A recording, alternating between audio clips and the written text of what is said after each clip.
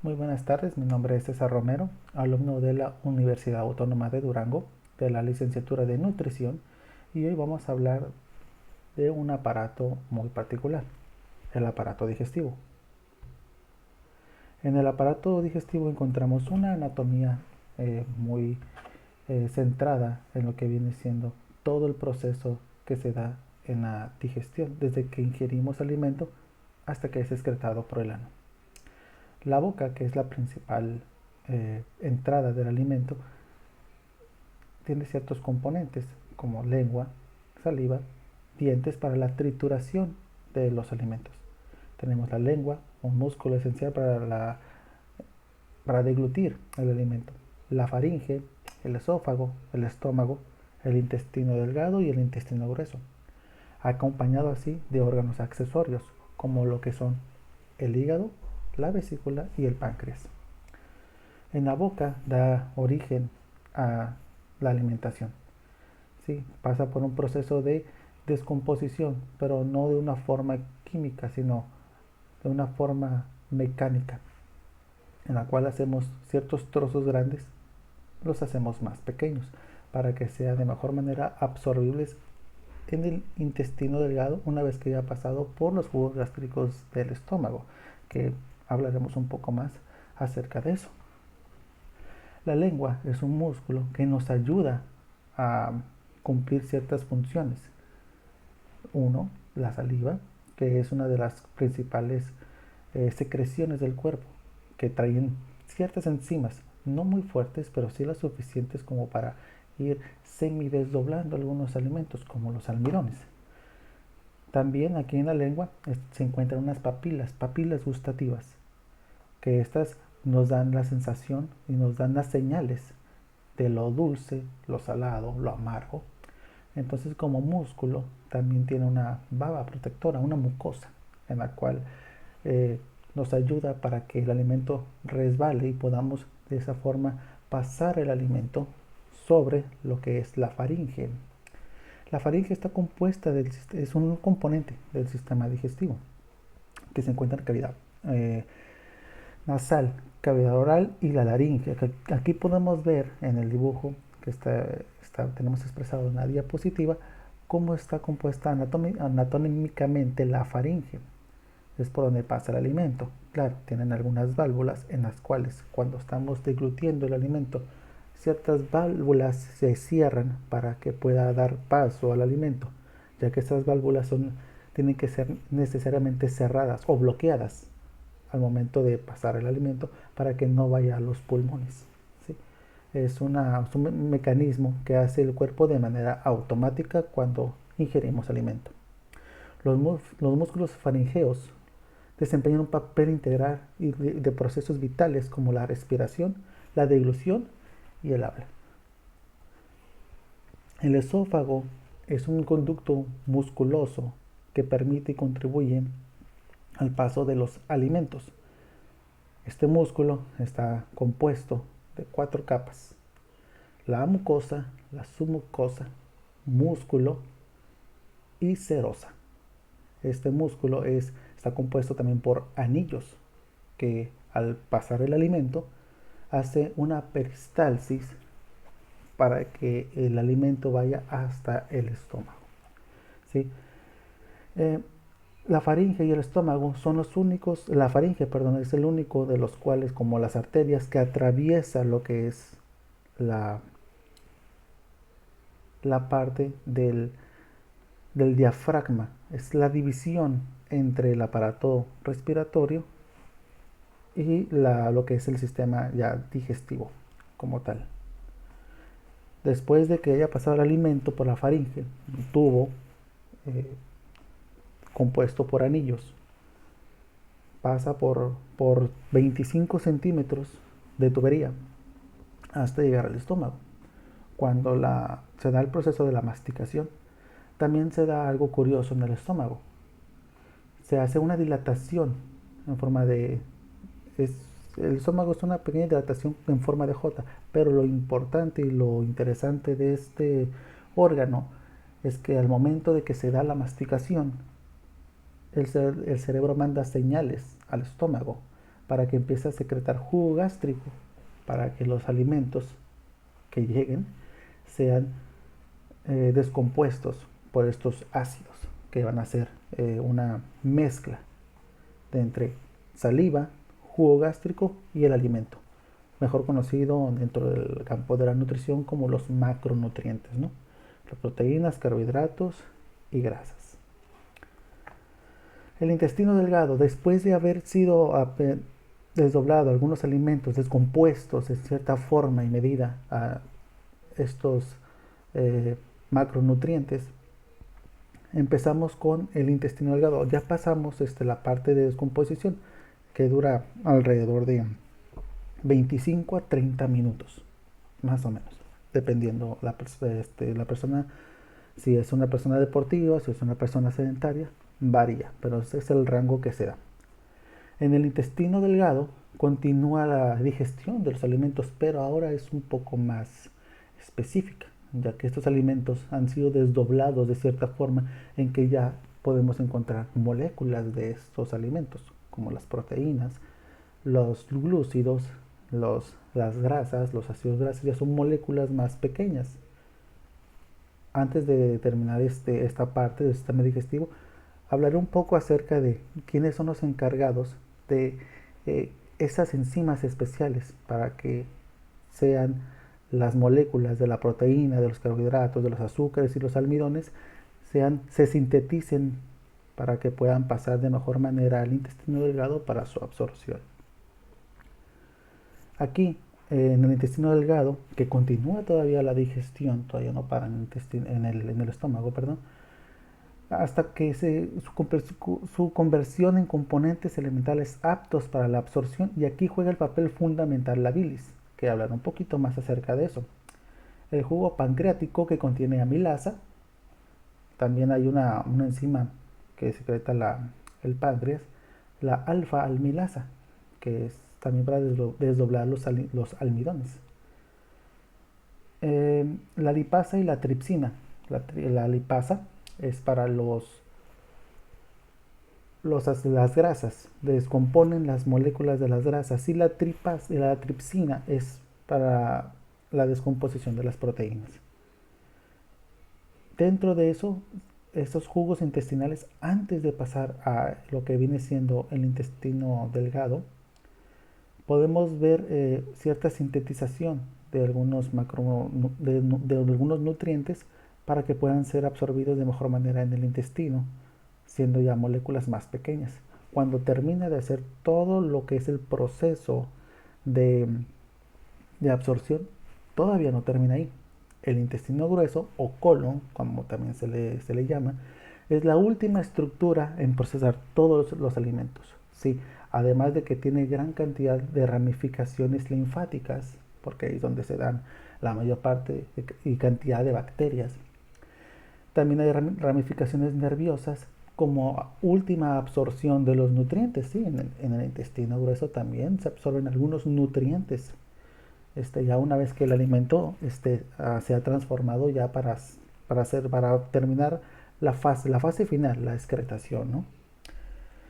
Y esto da finalidad a la secreción de heces, de productos llamados heces, que se expulsan del cuerpo a través del recto y del ano. Más adelante hablaremos un poquito más acerca de las partes del colon. Pero aquí, como tenemos una imagen, podemos adelantar este proceso teniendo aquí la parte del colon, que es la parte ascendente, transversal, descendente, sigmoide y el ano. Pasando ya ahora a los órganos accesorios del sistema digestivo, como había dicho, está el hígado, la vesícula biliar y el páncreas. Hablemos un poquito del hígado y la vesícula, ya que estos dos órganos se complementan muy bien. ¿Sí? El hígado regula la mayor parte de los niveles químicos de la sangre y excreta un producto llamado bilis. La bilis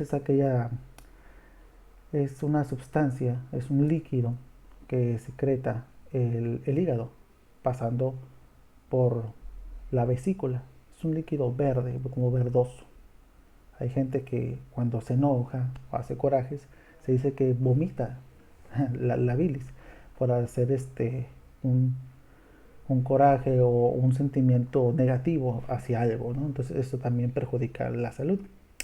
Pero lejos de eso, para no tocar mucho ese tema, concentrémonos un poquito más en qué nos ayuda. Nos ayuda a descomponer las grasas y prepara por cuestiones posteriores a la digestión y la absorción de los macronutrientes. La vesícula, la función que tiene este órgano es fundamental, ya que acumula bilis producida por el hígado, por eso está debajo de ese órgano, para que sea más fácil. La, el, es un órgano accesorio, pero que está como complemento, pero también tiene su forma independiente de hacer las cosas, pero también obedece órdenes del hígado. Acumula bilis producida por el hígado hasta el momento de la digestión, donde se verterá el contenido de la vesícula en un tubo digestivo. Como ya han sido desdoblados por los jugos gástricos los alimentos, ahora viene el desdoblamiento de las grasas, de las proteínas y de los carbohidratos. El páncreas. Este órgano es fundamental, ya que el páncreas, por origen etimológico del latín pancreas, estamos hablando sería la traducción de pan dulce. ¿Por qué? Es una glándula exócrina y endocrina, la cual produce secreciones externas. Jugo pancreático que se introduce en el duodeno a través del conducto pancreático. El duodeno es esa parte inicial del intestino delgado, donde ahí viajan o llegan a la luz las enzimas esenciales para desdoblar las proteínas y las grasas, ya que dentro del páncreas están inactivas dentro, pero al momento del que el cerebro le manda la señal para que mande esas enzimas y que los alimentos, las moléculas que ya son más pequeñas, desdoblen, se viajan por todo lo que es el conducto pancreático, y lo que hacen es, cuando llegan alimentos, se libera, se abre esa enzima y se activa de cierta manera, desdoblando ese alimento a una molécula más pequeña, sobre todo las proteínas, porque son moléculas más grandes, convirtiéndose en estas en aminoácidos. La definición de digestión. Vamos a hablar un poco de las definiciones para que nos quede claro un poco el concepto de todo este trayecto de la digestión. La digestión es la introducción del alimento, como ya sabemos, es la introducción del alimento que entra por la boca y termina por el ano, ¿no? La definición de la digestión. Aquí en la digestión es un proceso de transformación de los nutrientes. Sí, se va a transformar con el laboratorio que llevamos dentro, sobre todo el hígado, que es uno de los órganos donde se da todo el proceso bioquímico, claro, acompañado de otros, con ayuda de otros órganos accesorios como el páncreas. Y en ese laboratorio se da todo el proceso bioquímico de desdoblamiento de los alimentos para la sintetización y que puedan viajar de mejor manera por la sangre y por los vasos sanguíneos, yendo hacia la luz y nutriendo los órganos, los huesos, todos los sistemas y aparatos. Un pequeño paréntesis en lo que viene siendo sistemas y aparatos. Algunos se llaman aparatos, otros son sistemas. Y realmente la diferencia entre un aparato y un sistema es que un sistema es un todo.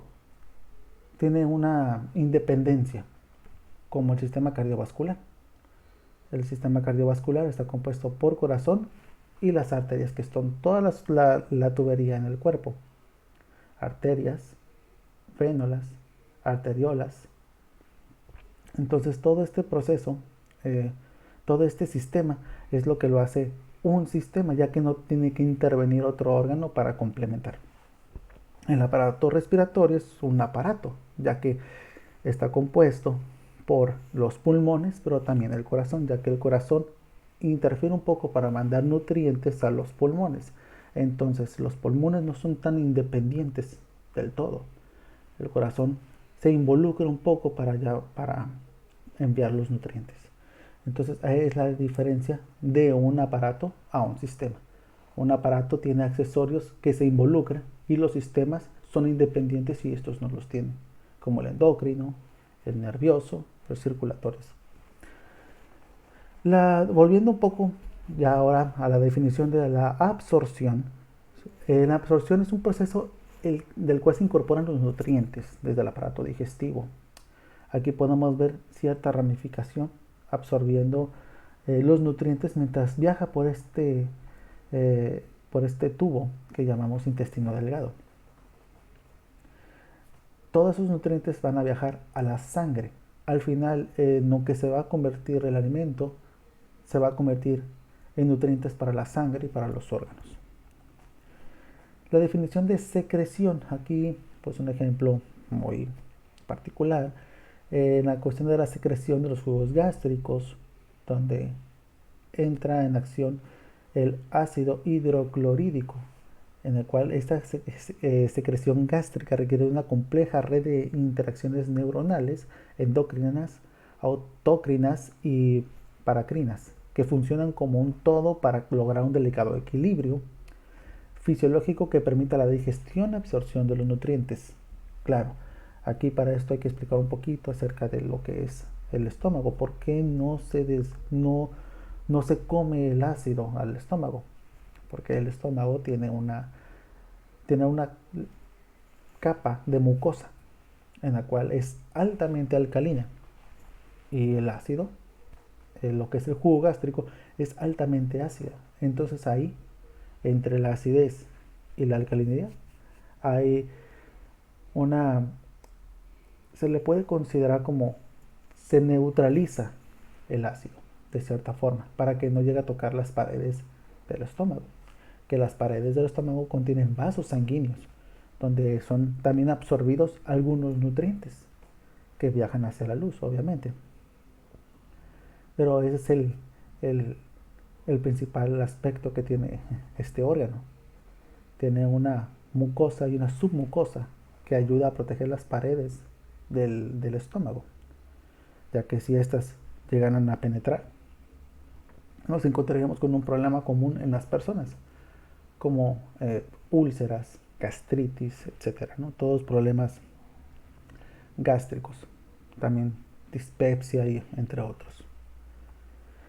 La definición de motilidad. Todos los órganos están en constante movimiento. ¿Sí? No todo está estático, todo adentro se mueve. Aunque uno no esté sentado, tranquilo, adentro hay movimiento, aunque no lo sentamos. No lo sentimos, pero sí existe. La motilidad es un término de la biología para expresar la habilidad de moverse de manera espontánea e independiente. En este caso yo puse el peristaltismo. Este peristaltismo lo podemos encontrar en el colon, obviamente, al momento de evacuar, pero curiosamente también en el esófago. En el esófago se da ese proceso para que el alimento pueda bajar hacia el estómago. ¿Sí? Se han hecho algunos estudios de gente que ha intentado consumir agua, consumir alimento y pasarlo estando de cabeza. Y asombrosamente el alimento llega al estómago. ¿Por qué? Por este movimiento en particular de peristaltismo. ¿Sí? Definición de defecación. Esta es una parte ya final de las definiciones. Movimiento de las heces, alimentos no digeridos, como mencionaba la peristalsis, no solamente la tiene el esófago, sino también una parte fundamental es el intestino grueso, en el cual hay ciertas bacterias y mucocélulas donde se da más la ramificación linfática por la cantidad de bacterias que existen en este órgano. Todo esto también se le conoce como deposición y evacuación intestinal, ya que es el último tramo del sistema digestivo. Es en lo que termina de convertirse algunos alimentos que no fueron absorbidos del todo y son excretados a través de este órgano de eliminación, de los órganos de eliminación tenemos los pulmones, el hígado, los riñones, el intestino grueso, de las heces, y el último y muy importante, la piel. Entonces, ya nombrando un poco más los órganos de eliminación, tocando un poquito el tema de la defecación como eliminación. Nos vamos ahora rápidamente a qué es una fase cefálica, gástrica e intestinal. Vamos a abordar estos tres temas en esta diapositiva, ya que no me quiero extender mucho de lo que ya me extendí. La fase cefálica, olor, sabor, visión de los alimentos, provoca una respuesta del sistema nervioso. La entrada del alimento entra en la vista y en el olfato, dándole así las señales al cerebro de que se prepare con las enzimas, tanto desde la boca por las parótidas y en el estómago, secretando jugos gástricos. No en gran medida, porque no ha entrado alimento, pero sí se prepara para recibirlo. La fase gástrica, la distinción del cuerpo del estómago, produce un estímulo que provoca un aumento de producción gástrica o gastrina, en el cual, como dije, se prepara el cuerpo para recibir ese alimento desde antes de consumirlo. Entonces tenemos ahí ya una inteligencia en la cual el cuerpo sabe y actúa de manera automática. Y la fase intestinal, que ya es la parte final de lo que viene siendo estas fases, se aporta una pequeña porción de secreción gástrica de ácido ante la presencia de alimento en el intestino. Sí, pero no es tan fuerte al final ese ácido, ya que tenemos cierta parte del intestino alcalinizada por cierta mucosa. Entonces la mucosa es la que no hace que se interfiera el ácido con la pared del intestino. Pero sí, esta fase cefálica de la última, podemos encontrar ya el último desdoblamiento por parte del jugo gástrico. La digestión y absorción de agua, de macro y micronutrientes. Aquí tenemos el intestino delgado. El intestino delgado es donde se da la mayor cantidad de absorción de nutrientes, de vitaminas, de oligoelementos y elementos traza. No son relevantes, pero voy a hablar también acerca de... Voy a introducir los elementos traza, los minerales traza, que son muy importantes, aunque vengan en medidas porciones por millón, pero son importantes. En el intestino delgado, en la parte del yeyuno, que es la parte principal del inicio del intestino delgado, podemos ver que ahí se absorbe lo que son los sacáridos, el hierro, calcio, la B9, las vitaminas liposolubles, ácidos grasos libres y monoglicéridos. Ahí se da esa absorción de esos vitaminas y minerales en el yeyuno. En el ilion podemos encontrar que se da la absorción de la vitamina B12, factor intrínseco, del agua y entre otros, ¿no? En el colon se dan ya la absorción y la eliminación de ácidos biliares, que por eso le da la pigmentación al excremento, por la cuestión de que la bilis recolecta también todo lo que viene siendo las células muertas, los eritrocitos que se murieron, los absorbe, los encapsula para ser eliminados, porque ya no tienen función de ser, ya murieron, ya cumplieron su función, entonces hay que eliminarlo del cuerpo. La manera de expulsarlo es uno de los órganos de la eliminación, el intestino grueso. Entonces por eso es que cuando la bilis llega al intestino grueso, le da esa coloración, esa característica pigmentación a las heces, marrón, amarillo, inclusive podemos dar hasta color verdoso, dependiendo también el alimento que hayamos ingerido previamente, ¿no? También se da la absorción del sodio, potasio y del cloro. Sí, también es importante la absorción de algunas cosas que se escuchan raras, por ejemplo el cobre. El cobre también es importante para la elasticidad de las arterias, pero en cierta porción y en cierta medida, en microgramos. Son porciones no muy grandes, pero son necesarias para el cuerpo. Aquí las proteínas, grasas y carbohidratos complejos se descomponen en unidades absorbibles, o sea, digeridas. Principalmente, aunque no es de manera exclusiva, en el intestino delgado. Los productos de digestión y las vitaminas, minerales y el agua atraviesan la mucosa y entran a la linfa, el sistema linfático, lo que viene siendo el sistema de defensas, o en la sangre, como ya complemento, como ya para fase final de la absorción. Esto es tanto por la digestión y la absorción del agua. Este dibujo me gustó porque explica muy bien en qué parte del intestino se da todo este proceso, se da toda esta absorción. Se da, sí, pero en esta parte se da la absorción de los sacáridos, del hierro, del calcio. En el ilion se da esta absorción. Entonces dentro del intestino delgado tenemos estas vellosidades donde van absorbiendo. Son vellosidades en algunos casos hasta especialistas en lo que van a absorber para dirigirlo directamente a la sangre, porque todo está conectado, pero conectado de una manera inteligente, para que no se vayan a revolver las sustancias. Aunque el cuerpo es inteligente, ya lleva un chip integrado en cada órgano de qué se debe ir a qué lugar. De no ser así, tendríamos algún tipo de complicaciones o trastornos, ya sea alimenticios o genéticos. Por mi parte, esto sería todo.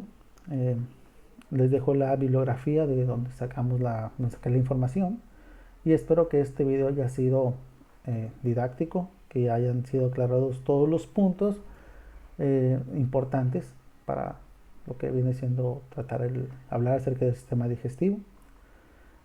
Por mi parte, esto sería pues todo y pues los estaríamos viendo en otra exposición en un futuro. Muchas gracias.